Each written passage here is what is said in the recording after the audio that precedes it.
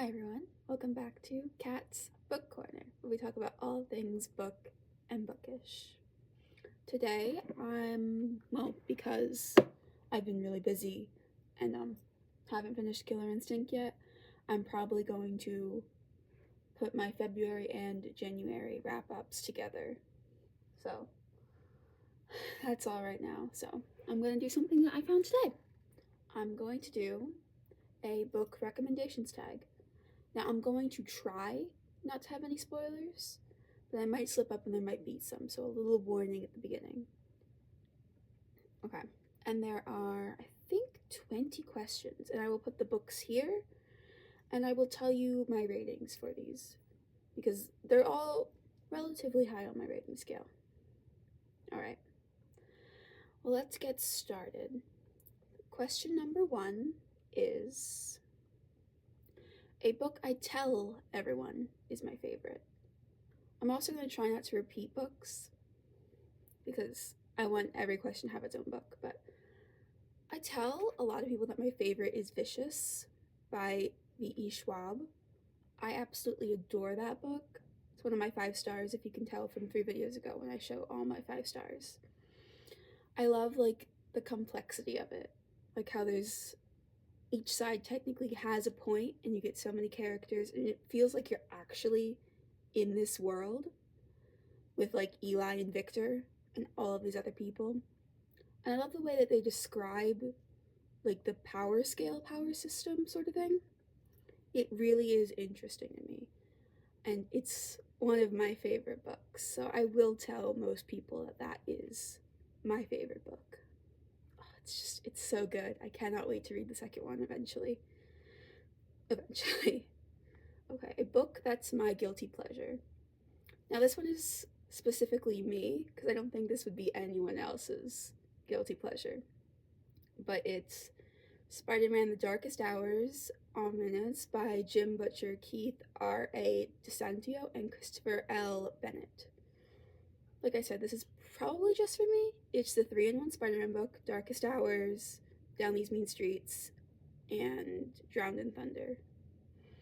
Spider-Man has just always been a big part of my life, so actually having a physical book to read about Spider-Man that I will just flip through and reread, it brings me so much joy. And that Black Cat is in it, who's one of my favorite characters. And how the villains, you get so many POVs, it feels like you're actually living in the Marvel world. And it gives you an option, these could fit into the comics. Ugh, it's so good. It's one of my favorites also. It's also on my 5 stars, which is probably just for me because I don't think anyone else would have it as a 5-star, but I do. A book that everyone loved, but I didn't. Now, it might move up if I ever finish the series, and there's so many books in this series, but it is The Lightning Thief by Rick Riordan from the Percy Jackson series. It might be because I read it this year for the first time, and it's a middle grade book. Now, I enjoyed it, it just, everyone seems to really, really, really like that series, but I didn't. I liked the characters, they were good characters.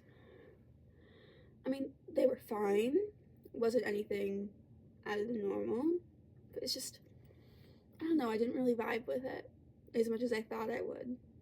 But I will continue eventually the series. It's just, I don't know, it wasn't really my vibe, which I'm kind of disappointed about because I really wanted to like it. Okay, a book that I read the fastest. The One That Got Away with Murder by Trish Lundy. I read this in a couple hours. I mean, it is short, granted, it's 300 pages, but I devoured it. I loved Robbie. I loved the mystery. It was amazing. Robbie was absolutely my favorite character. And I love how you get her side of the story, but it's very you don't get the full story until the end, but you just get little details of what she's scared of and what her past is. Oh, I really liked that, and I just can't stop saying it. Robbie is literally the best character. I don't understand how they could see him. Like, he's the best character. He was my favorite character in that book. I loved Robbie. He was like adorable. A book that deserves more hype. Now, this might just be because this book came out a while ago. So it might have gotten a lot of hype when it first came out, but I haven't seen much anymore. The Demon King by Sienna Williams Chema. I really enjoyed it. I think it deserves a little more hype than what I've seen it get. It's just because I love all of the characters. I love like the dual POV with Raisa and Rags. I think they're amazing, and you get backstories that you wouldn't expect. And well, this might just be my villain thing, because I do like villains more than I like heroes. I find them more interesting. But I love Micah. I think Micah's great. I really like Micah. And I am excited to finish the series eventually. But I feel like it deserves more hype. Like, I like the magic system too. And it's like princess and like thief. I really like it. A book that is becoming a movie/TV show. Now, I don't know this one, so I changed it. I said another book that would be a good TV show. It's not coming at all. I just think this book would make a good TV show. Because I don't know many of the books that I'm reading are becoming TV shows, so I'm just going to say that this one would be a good one if they ever do decide to make it. The Natural series by Jennifer Lynn Barnes. I think it's also because I am reading Killer Instinct right now, but I feel like it would make such a good TV show. Like, it's basically Criminal Minds, and Criminal Minds was so good, except it's like teenagers. I feel like it'd be so good if they ever do make it. I feel like it'd actually be really good. And like, there's the romance aspect. There is a lot that I think would make it a really, really, really good TV show. I wish I had books that are becoming TV shows, because I feel like that'd be something to look forward to. So, oh, I just remembered one. The Nine Eyes of Lucian by, what's the author of that one? What is the author of that one? The Mighty Nine Eyes of Lucian by Madeline Rue. That is becoming an animated TV show. Kind of. It's the Mighty Nine. Like the animated show, like how there's Legend of Vox Machina.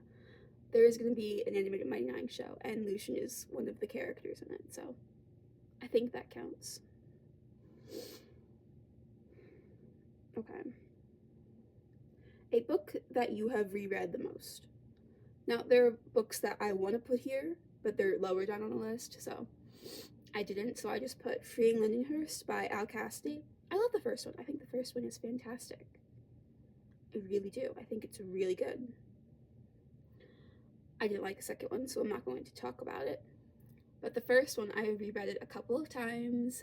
I probably will read it again, because I really do like it's not found family, but the actual family aspect of it, with like Jack, his mom, and his dad.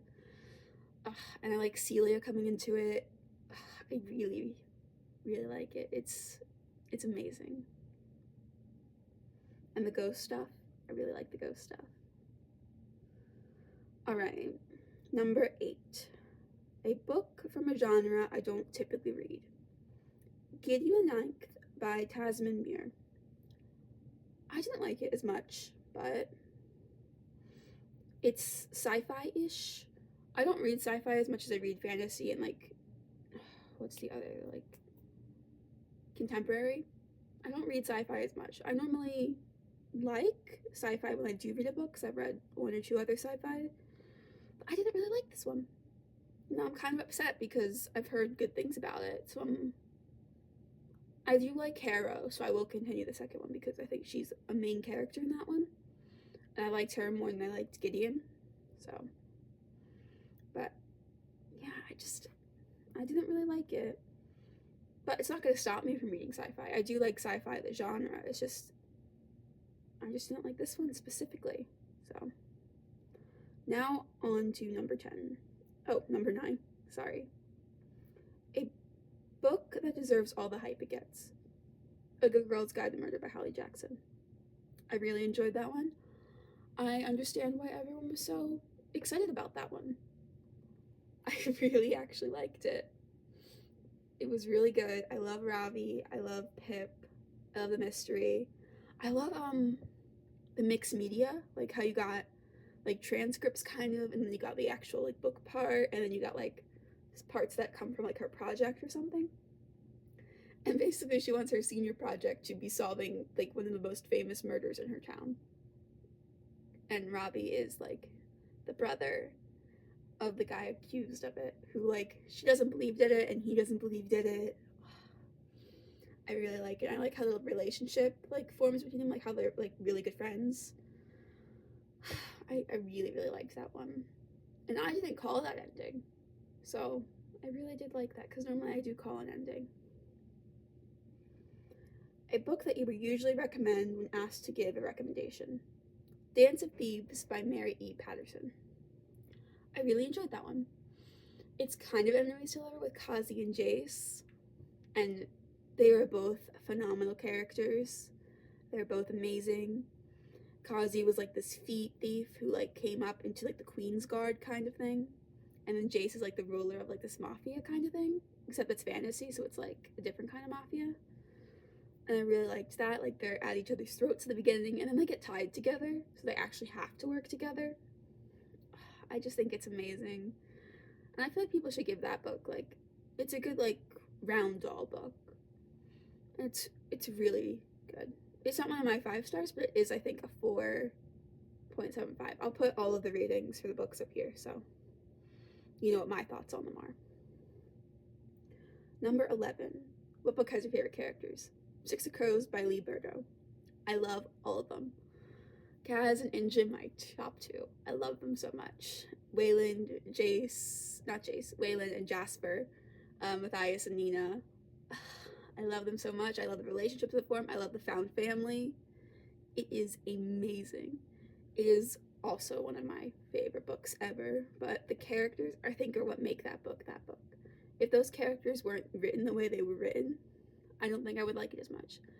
Like, if Kaz didn't have, like, the weakness that he has, I don't think I would have liked him as much, because he's an awesome character, sure, but that weakness is what, like, makes him awesome. And an Injin who, like, has her fears, but she still wants to be the Wraith. I really like that. Like, they each have flaws, but those flaws kind of round out the character. They make them feel like realer characters. Okay, number 12. A book that you wish you could live in. Just the Harry Potter series in general by J.K. Rowling. I love all of the Harry Potter series. I'm probably just going to put the first book up here, because, well, that's what starts it. So, the entire series. I would want to live in that series. I think it is one of my favorite series of all time. I love it so much. It is one of my favorites. Now, the books aren't all 5 stars. There are some that are actually pretty low. But the ones that make it, they make it. Like, I read this series as, like, a kid. I grew up with it. Like,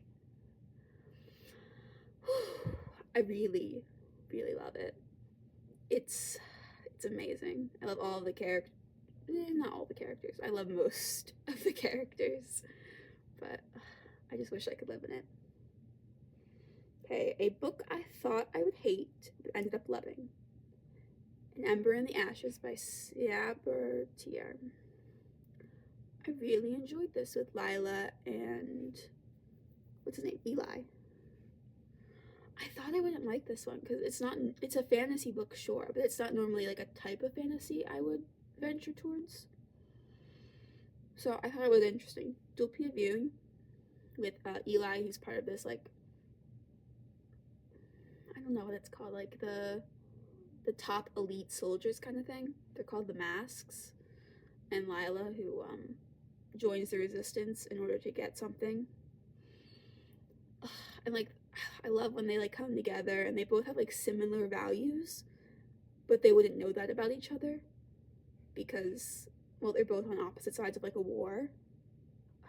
I think it's actually really good.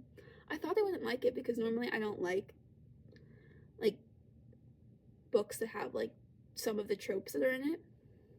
I'm not gonna say it because it's gonna spoil some things, but I normally don't go for that. But I heard someone say like a couple good things about it, so I was like, I'm gonna try this. So I tried it and I absolutely loved it. I cannot wait to finish the series. So many of these are parts of series that I haven't finished yet, so I don't know what to say. Number 14, a book that made me cry. The Assassin's Blade by Sarah J. Maas. The last, The Assassin in the Empire, that short story at the end, it made me bawl my eyes out. I was crying so much. And like they give you all the build up to it in the first 4 stories, where you don't think it could happen, but then when that thing happens, I was so upset. I was so upset. Made me so angry, but made me cry too. I can't wait to read the rest of the series to see how that like event impacts Selena. But it was a really, really good book. A book I wish I could read for the first time. Darker Shade of Magic by V.E. Schwab. Second V.E. Schwab book on this list, but I wish I could read that for the first time again, like to get all of those like things, like with Lila and Kel, and to get all the surprises that happened with Race and White London and Holland. Like it was completely like out there. I love the magic system. I love how magic is described. I love the 3 Londons. I really wish I could read it for the first time, like especially for like the end battle. I wish I could read it for that. Or just like certain other like tiny little things that happen with them. Like the interactions between Lila and Kel, and like finding out about a little bit about Lila's past and just a couple other things. It's just, I really, really wish I could read it another time. This book also had me crying a little bit, especially during the ball scene with Reyes and Kel. That like kind of hurt my heart. This is also one of my 5 stars. Most of my 5 stars are on this list. It was so good. Ugh. Okay, a book that could cure a reading slump. This one did cure my reading slump. I was in a reading slump, I think, after reading, I don't know, I think I was maybe after Vicious or something. I don't know, I was in a reading slump, and, or maybe I finished a book, this was after New Moon. It was after a book I didn't like, so I didn't want to read, but I picked this one up, and it was shorter than most books I read, so it was easy to read. It's Daughter of the Pirate King by Teresa Levensteer. As you saw on my Christmas list, I got Daughter of the Siren Queen, so I'm excited to read that. But this one got me out of a reading slump. I think it might be because I love Pirates of the Caribbean, and this is basically like a Pirates of the Caribbean book, except like told from a different like perspective, like a captain who's a girl, kind of. It was like so quick, so easy to read, very interesting. There were a couple surprises. It was a good book. I really, really liked it. It's not a 5-star, but it's in the 4 range up here. But I really liked it. I keep forgetting her name. Alona? Starts with an A. I really liked her. I loved her internal monologue. I thought it was really good. I really, really liked it. I love the turns you get at the end. I can't wait to read the second one, which is on my TBR, so eventually I will read it. Maybe during spring break, which is in a couple weeks, so I'm excited for that. Okay, a book that I think everyone needs to read. Now this is an answer that probably everyone talks about because it's a very popular book. It's just I've only read it in December, but A Court of Thorns and Roses by Sarah J. Maas. It's like her second book as well. But I really, really liked it. I think everyone should read that one. Like, it's such like a good retelling of Beauty and the Beast. I really liked it. I loved Feyre. She was really good. I loved Lucian. I loved the side characters. They were all really good. It was very interesting. It wasn't like, I mean, I know it's a Beauty and the Beast retelling, but it made me feel like I was like a kid watching Beauty and the Beast, kind of, if that makes sense. It was really, really, really good. I can't wait to eventually finish the series because I heard the second one is like the best out of the entire series. But I thought it was really good. I love Rhysand. I know everyone loves Rhysand, but I really liked him. I really liked Feyre, as I said. I liked her sisters. I really liked it. Okay, a book that I think would make an amazing movie. Now, I talked about what would make an amazing TV show before, but this one I think would make an amazing movie. The Forgetting by Sharon Cameron. I don't think I've heard many people talk about this book. It's really good. I mean, a couple years ago when I tried to read the first time, I DNF'd. I couldn't finish it, but then I picked it up last summer. And I finished it like in one sitting. It was really, really good. I think it would make an amazing movie. I don't remember any of the characters' names. I remember like the entire plot. It was so good. It's like in this world, like every like couple years, everyone would forget anything and they could start like a new life. And everyone has like a book attached to them that they record their entire life. So when they wake up on the forgetting, like they don't remember their life, but they can read about their life. And like they literally have to mark their children to be like, oh, these are my children because I marked them. Like with like blue paint, like the blue ones, they're mine. Like that type of thing. Or you could do something even criminal, being like, I write a different book. Like, this is my life. And no one can question you after forgetting because no one remembers. Except like this one, the main character, she remembers. And she goes over like their wall and ventures into like the unknown kind of thing. And this is also a sci-fi book. So I think it was just Gideon that I didn't like. Because this is also like a sci-fi book. Because they're not on Earth. They're on like, I think a different planet. It was really, really good. And there was like a tiny bit of romance. I don't think the romance was as important, but and there's like government conspiracy type of thing. It was actually really, really, really, really good. Okay, number 19. A book I wish everyone would give a shot, even if it's out of their comfort zone. Now I get why this one would be out of someone's comfort zone. It's a dark romance, so beware of the trigger warnings, but I think it's a good foray into that world. It's Hooked by Emily McIntyre. It's a retelling of Peter Pan, but the villain gets the girl. Hook and Wendy get together. I really, really liked it. Now, like, look at the trigger warnings before you, like, obviously read it. See, like, you can't complain about it, but it was, like, a really good, like, book and like entry into dark romance. It was my first one also. I think everyone should give it at least a chance if they can, obviously, but I don't know, it was just something about it I really, really liked. And I like villains. I like when you get like the backstory of the villain, you get like why they're the villain, and like not redeem the villain. I don't like it when they like, I mean sometimes I like it when they redeem a villain, like Zuko from Avatar.